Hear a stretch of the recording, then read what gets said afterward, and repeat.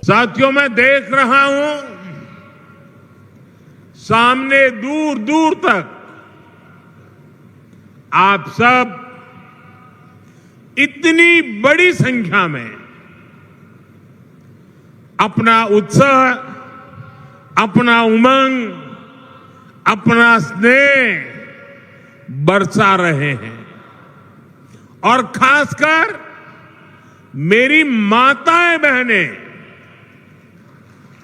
इतनी विशाल संख्या में आप जो प्यार और आशीर्वाद लेकर आई हैं, ये हमारी सबसे बड़ी शक्ति है, सबसे बड़ी ऊर्जा है, एक अद्भुत अनुभूति है। मेरी बहुत सी बहनें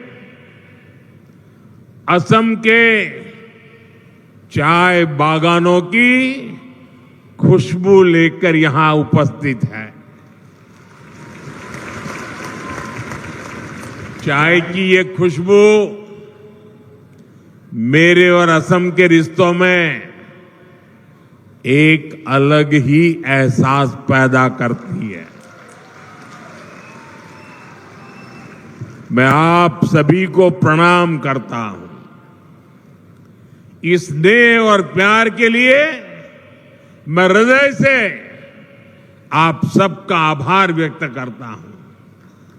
साथियों, आज असम और पूरे नॉर्थ ईस्ट के लिए बहुत बड़ा दिन है। नामरूप और डिब्रूगढ़ को लंबे समय से जिसका इंतजार था, वो सपना भी आज पूरा हो रहा है। आज इस पूरे इलाके में औद्योगिक प्रगति का नया अध्याय शुरू हो रहा है। अभी थोड़ी देर पहले मैंने यहां अमोनिया यूरिया फर्टिलाइजर प्लांट का भूमि पूजन किया है। डिब्रूगढ़ आने से पहले गुवाहाटी में एयरपोर्ट के एक टर्मिनल का उद्घाटन भी हुआ है।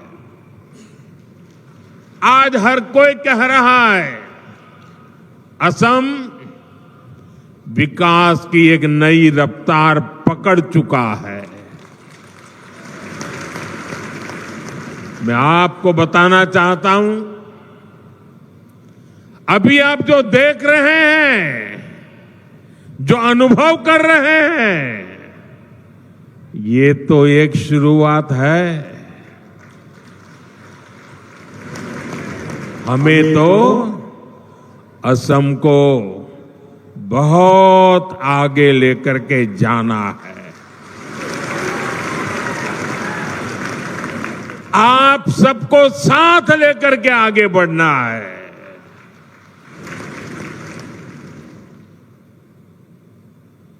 असम की जो ताकत और असम की भूमिका अहोम साम्राज्य के दौर में थी, विकसित भारत में असम वैसी ही ताकतवर भूमि बनाएंगे।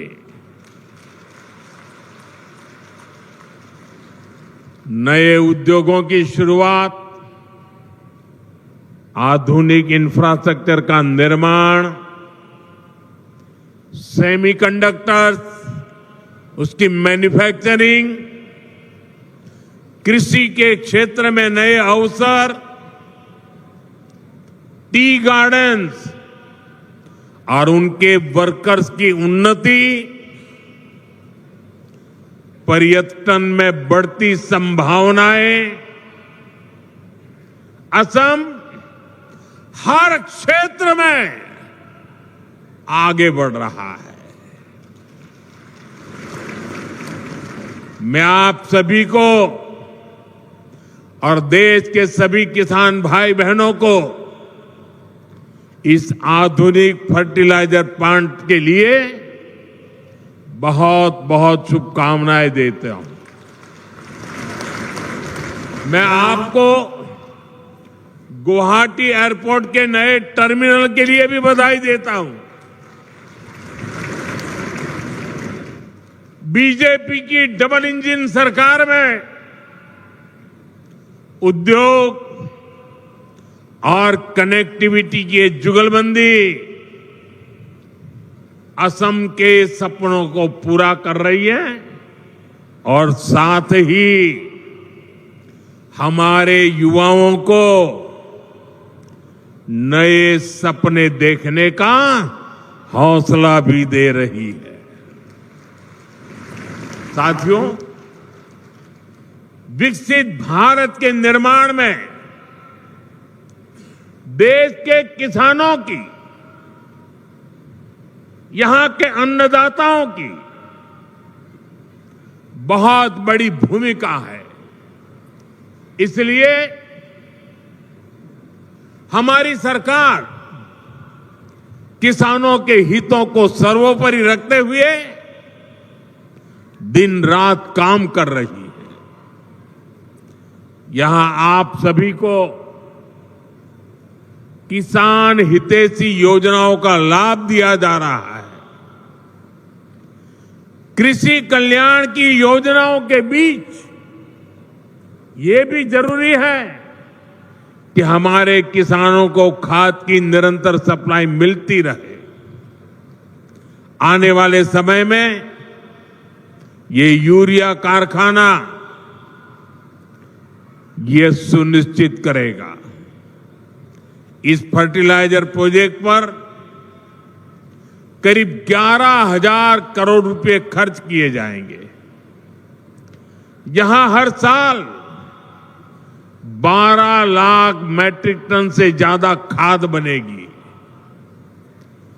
जब उत्पादन यही होगा तो सप्लाई तेज होगी, लॉजिस्टिक का खर्चा घटेगा। साथियों, नाम रूप की ये यूनिट रोजगार, स्वरोजगार के हजारों नए अवसर भी बनाएगी। प्लांट के शुरू होते ही अनेकों लोगों को यहीं पर स्थायी नौकरी भी मिलेगी। इसके अलावा जो काम प्लांट के साथ जुड़ा होता है, मरम्मत हो, सप्लाई हो, कंस्ट्रक्शन का बहुत बड़ी मात्रा में काम होगा, यानी अनेक काम होते हैं। इन सब में भी यहां के स्थानीय लोगों को और खास करके मेरे नौजवानों को रोजगार मिलेगा। लेकिन भाइयों बहनों, आप सोचिए, किसानों के कल्याण के लिए काम बीजेपी सरकार आने के बाद ही क्यों हो रहा है? हमारा नामरूप तो दशकों से खाद्य उत्पादन का केंद्र था। एक समय था जब यहां बनी खाद से नॉर्थ ईस्ट के खेतों को ताकत मिलती थी, किसानों की फसलों को सहारा मिलता था।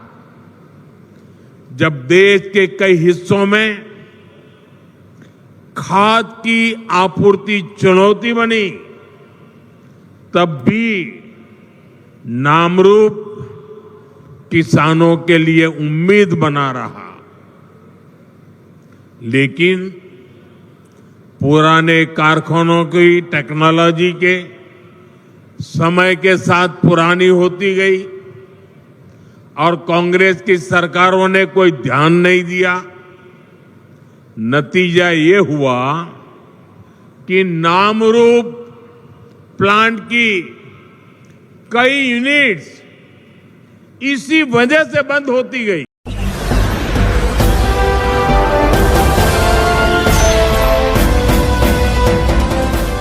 देख रहे हैं लाइव न्यूज 90 99 राष्ट्र सबसे पहले।